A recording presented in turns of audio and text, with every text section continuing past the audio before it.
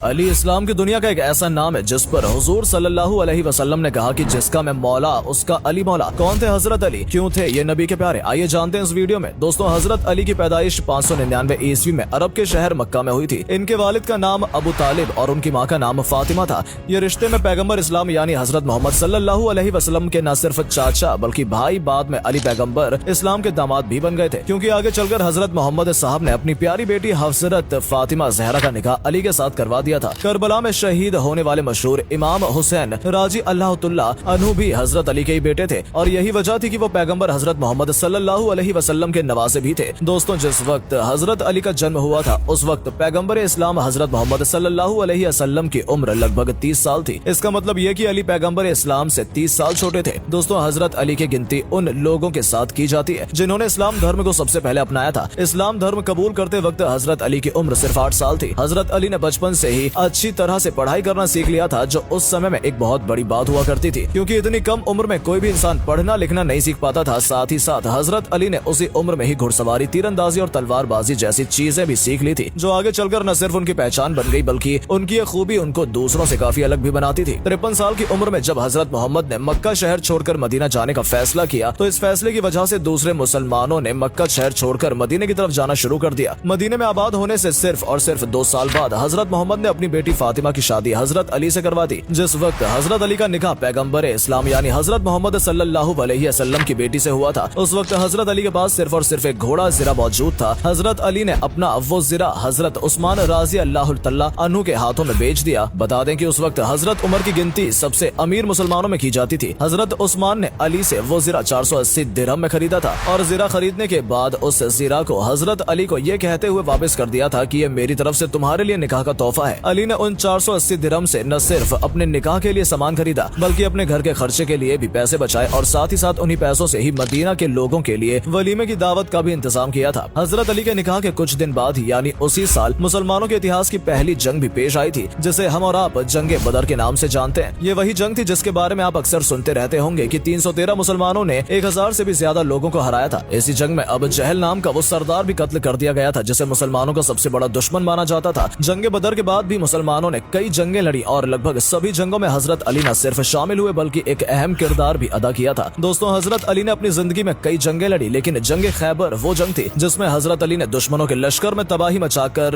रख दी थी और मुसलमानों को एक तरफा जीत दिलाई। हजरत अली कर मुतल्लिक कहा जाता है कि उनको फर्क नहीं पड़ता था कि उनके सामने कितना बड़ा लश्कर या फौज है, वो उन लश्करों पर एक शेर की तरह हमला किया करते थे और इसलिए अल्लाह के नबी ने उन्हें शेर खुदा के लक़ब से नवाजा था। मौला अली अलैहिस्सलाम वो हस्ती थे जिन्हें हजरत मोहम्मद साहब के बाद सुन्नी मुसलमानों ने उन्हें अपना चौथा खलीफा और शिया मुसलमानों ने अपना पहला इमाम तस्लीम किया। इस्लाम के वो लीडर जिन्होंने करबला में भूखे प्यासे रहकर ये बताया था कि असल में जिहाद क्या होता है, वो मौला अली के ही बेटे इमाम हुसैन थे। दोस्तों, अब सवाल ये है कि आखिर जो सिपाही इतना तेज और खतरनाक था कि उसका कोई भी सामना नहीं कर पाता था, तो आखिर उसकी मौत कैसे हुई? तो दोस्तों, इस बात की तो इतिहास गवाह है कि हर बहादुर की जान उसके किसी अपने करीबी की गद्दारी की वजह से जाती है और इमाम हुसैन के साथ भी ऐसा ही कुछ हुआ। दोस्तों, हजरत अली को कत्ल करने वाले का नाम अब्दुर रहमान इब्न मुल्जिम था। इब्न मुल्जिम पहले इमाम अली का साथी था, लेकिन फिर एक जंग के दौरान वो दुश्मनों से जा मिला और जंग में हजरत अली खिलाफ खड़ा हो गया, पर किसी तरह वो इस जंग में जान बचाकर फरार हो गया। बहरहाल इब्न मुल्जिम जब कूफा आया तो उसकी मुलाकात कत्ताम नामी औरत से हुई। ये वही औरत थी जिसके बाप को हजरत अली ने जगह मेहरबान में कत्ल किया था, लिहाजा कत्ताम हजरत अली के खून की प्यासी थी। कहते हैं कि इब्न मुल्जिम ने जब कत्ताम को देखा तो उसका आशिक हो गया। बता दें कि कत्ताम एक हसीनो जमील और खूबसूरत अरब खातून थी। इब्न मुस्लिम के कत्ताम से शादी की ख्वाहिश की। इस पे कत्ताम ने कहा कि मुझसे शादी करने के लिए तुम्हें मेरी 3 शर्तें पूरी करनी होंगी। कत्ताम ने इब्न मुल्जिम से कहा कि अगर तुम मुझसे शादी करना चाहते हो तो हजरत अली को कत्ल कर दो। ये बात सुनते इब्न मुल्जिम दंग रह गया और बोला कि अली को कौन कत्ल कर सकता है, वो एक बहुत बहादुर सिपाही है। फिर कत्ताम ने कहा कि मैं मालो दौलत नहीं चाहती हूँ, लेकिन अली को तुम्हें जरूर मारना होगा क्योंकि उसके द्वारा मेरे बाप का कत्ल किया गया है। लिहाजा इब्न मुल्जिम उससे निकाह की खातिर इस बात पर तैयार हो गया। कत्ताम ने 2 आदमी जिनका नाम वरदान और शबीबी था उनको इब्न मुल्जिम के साथ भेज दिया और 19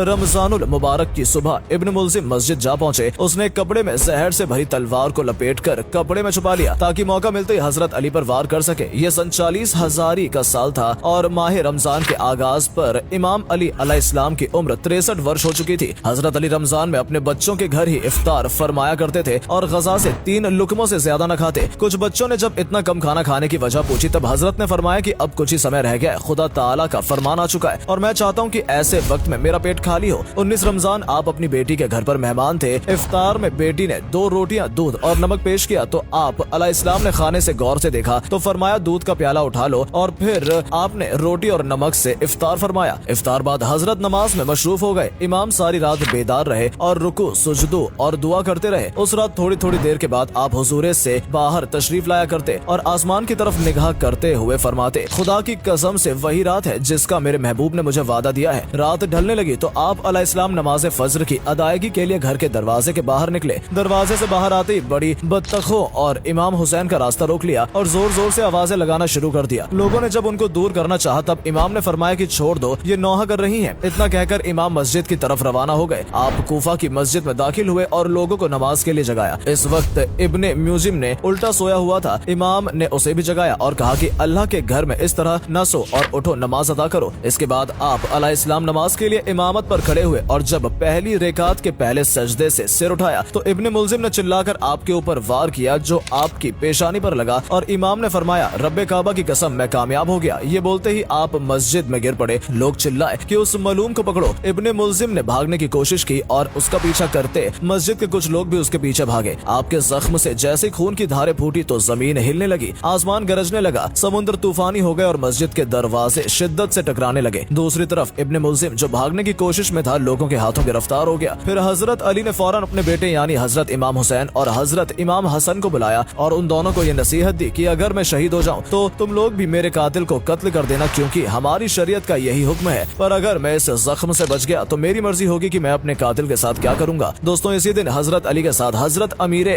मुआविया राजी अल्लाह ताला अन्हु और हजरत अमर बिन आस को भी शहीद करने का मंसूबा बनाया गया था, लेकिन अल्लाह ताला के फजलो कर्म से वो सही सलामत थे। लेकिन हजरत अली इस जख्म की वजह से शहीद हो गए थे, जिस वजह से हजरत अली की शहादत हुई। उस वक्त उनकी उम्र लगभग 63 साल थी।